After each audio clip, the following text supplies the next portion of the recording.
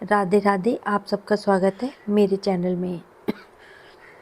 हर साल अष्टमी तिथि पे शीतला अष्टमी मनाई जाती है, जिसे कि बसौड़ा नाम से भी जाना जाता है।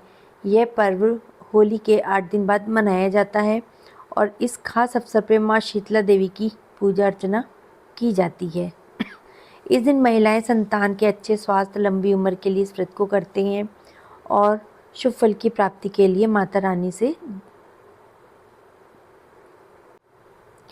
चैत्र माह के कृष्ण पक्ष की अष्टमी तिथि पे शीतला अष्टमी मनाई जाती है।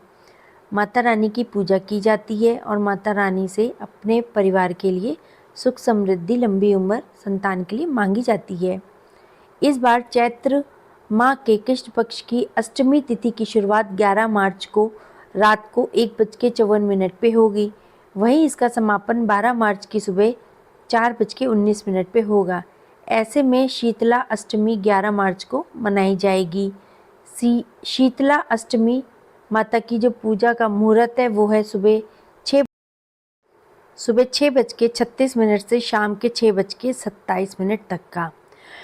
ये जो शुभ मुहूर्त है इसमें ही पूजा पाठ करनी है। सूर्योदय का जो समय है वो सुबह 6:36 का, सूर्यास्त का समय 6:27 तक का, चंद्रोदय का समय 1:54 तक का, जो कि 12 मार्च को लगेगा, और चंद्रोअस्त का जो समय है वो 11:07 तक का।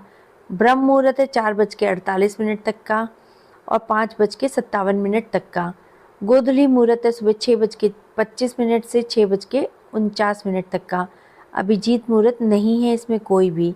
विजय मुहूर्त है दोपहर 2:30 से 3:17 तक का। अमृतकाल मुहूर्त है दोपहर 12:08 से 1:55 तक का। शीतला अष्टमी माता की पूजा विधि इस प्रकार है। इस दिन आपको सुबह जल्दी उठना है, स्नान करना है, साफ सुथरे कपड़े पहनने हैं। इसके बाद सूर्य देव को अर्घ देना है। चौकी पे माता शीतला देवी की प्रतिमा विराजित करनी है। उसके बाद आपको रौली, अक्षत, फूल चढ़ाने हैं, दीप जला के आरती करनी है, व्रत करना है, व्रत का संकल्प लेना है और बाद में व्रत कथा भी पढ़नी है। बासी भोग अर्पित करना है, जीवन में सुख शांति प्राप्ति की कामना करनी है। इन बातों का ध्यान रखना विशेष आवश्यक है। इस दिन मंदिर या गरीब लोगों में दान करना है। आपको किसी भी वाद विवाद में नहीं पड़ना है, किसी के बारे में गलत इच्छा नहीं रखनी है, ना किसी को कोई गलत चीज़ बोलनी है।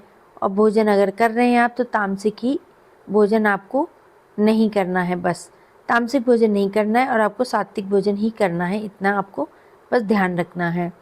और व्रत वाले दिन आपको सिर्फ माता रानी की फ़ोटो लगानी है और उनके व्रत का संकल्प लेना है और सारा दिन फलाहार रह करके आपको व्रत की कथा सुननी है और पूजा पाठ करनी है और किसी भी गलत चीज़ में नहीं जाना है और ना ही कोई गलत काम करना है।